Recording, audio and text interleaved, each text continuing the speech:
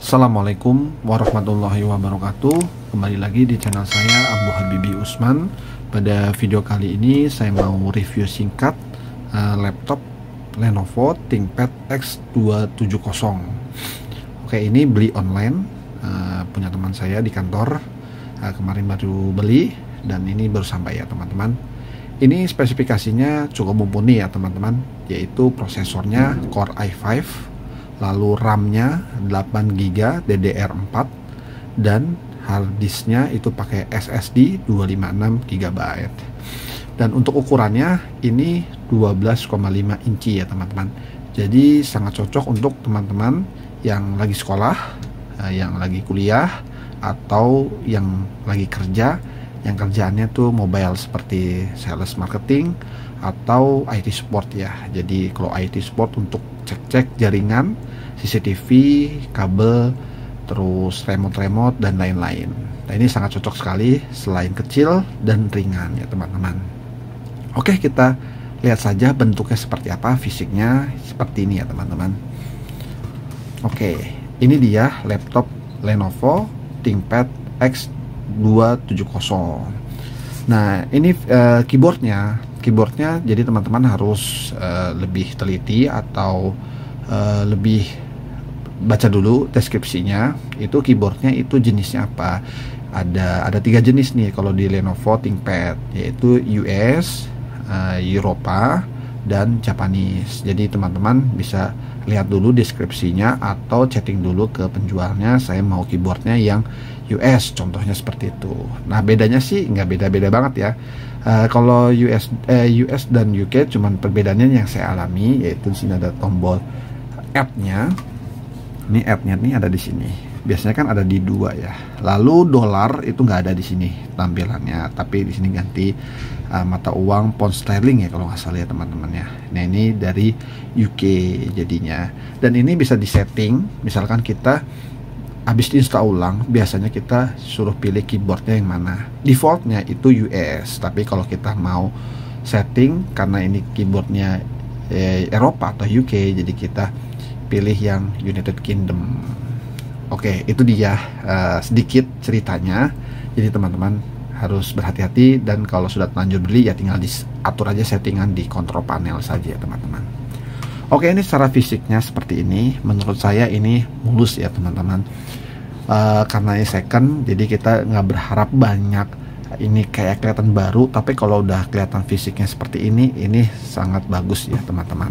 Dan ini kokoh bahannya.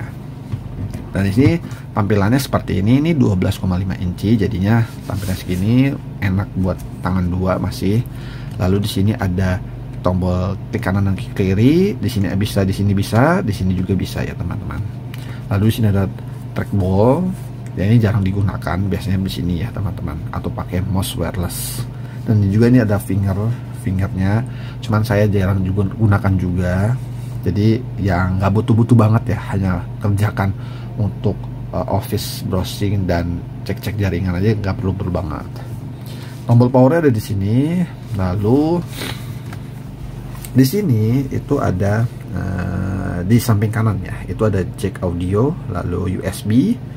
Nah, ini saya nggak tahu ya ini apa ini. Ini bias kalau nggak salah sih modem ya. Ini buat yang kartu memori yang panjang itu sih kalau nggak salah ya teman-teman, karena jarang digunakan juga sih kalau di Indonesia.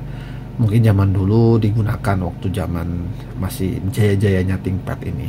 Lalu di sini ada LAN card RJ45, lalu di sini buat kunci, dan di sini tidak ada apa-apa ya teman-teman. Kita ke samping kanan. Samping kanan itu ada kipas ya buat ngeluarin udara di dalam. Ini ada kipasnya di sini.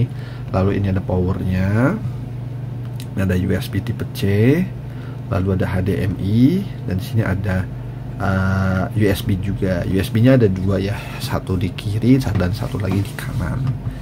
Jadi sangat minimalis. Dan untuk belakangnya, nah seperti ini belakangnya teman-teman. Ini saya nggak tahu ini dibuat untuk apa, dan jarang dipakai juga buat saya. Nah, ini baterainya ada di sini ya, baterainya ada di sini. Jika mau dikeluarkan ini bisa tinggal dibuka aja kuncinya seperti ini, seperti itu ya teman-teman. Oke, kita akan buka dalemannya atau softwarenya ya. Dari segi fisik, hardware, menurut saya itu sangat bagus, 80% sampai 90% untuk fisiknya ya teman-teman. Sekarang kita lihat dalemannya seperti apa. Baik teman-teman, ini dalemannya kalau kita beli sudah diinstal sama penjualnya ya, sama tokonya. Tinggal kita request mau Windows berapa, Windows 10 atau Windows 11. Biasanya itu defaultnya Windows 10 ya teman-teman. Windows 10 di sini sudah saya update. Jadi saya habis beli langsung saya update sendiri di rumah atau di kantor ya, kita update. Dan ini udah versi terbarunya dari Windowsnya. Kita bisa lihat di sistem, lalu di about ya.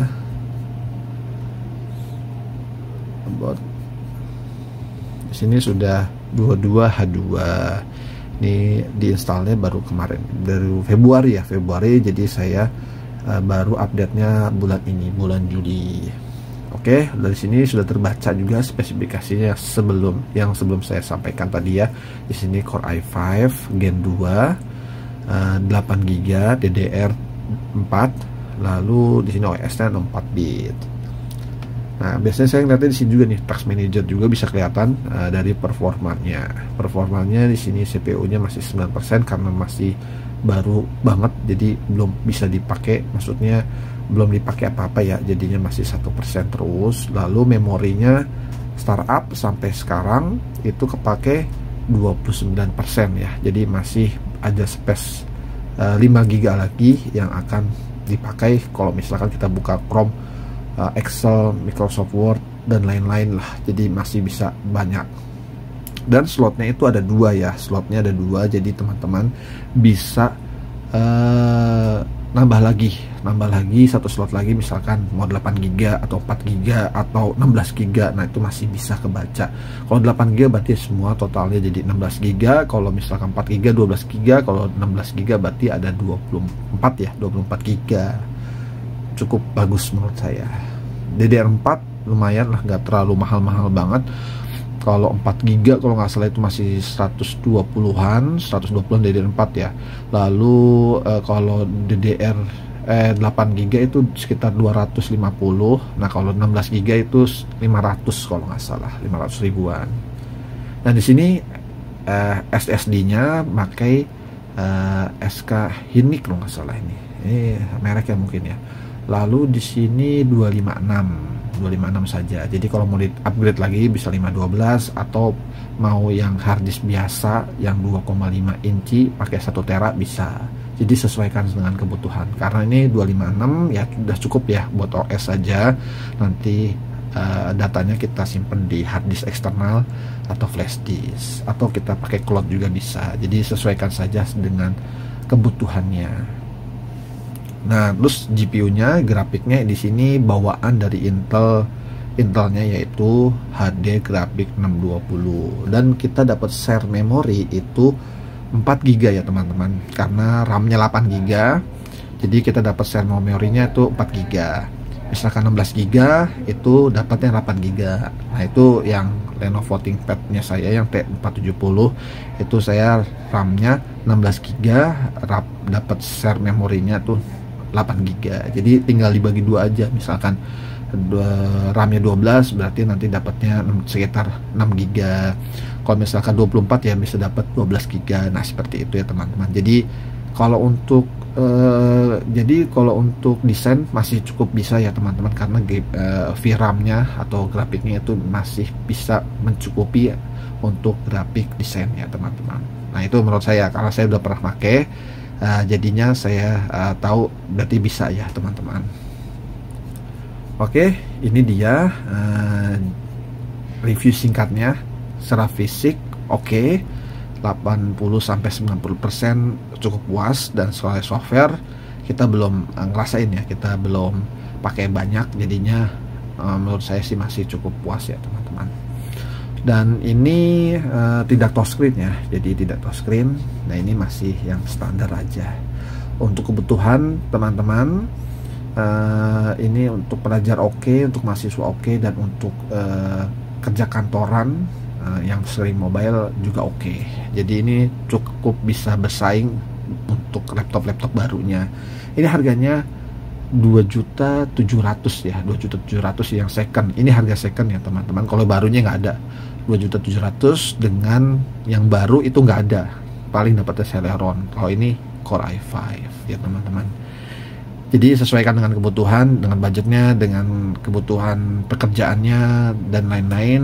Kalau menurut saya sih mendingan saya beli yang ini aja sih, jadi bisa hemat banyak, bisa beli hard disk eksternal tambahan. Oke, jika teman-teman tertarik dengan laptop ini, nanti saya sertakan link pembeliannya ada di deskripsi. Jadi teman-teman gak usah cari lama-lama di toko online, sudah cukup lihat reviewnya, singkat, padat, dan menurut saya itu bagus, dan langsung aja di order ya teman-teman. Terima kasih telah menonton video saya. Assalamualaikum warahmatullahi wabarakatuh.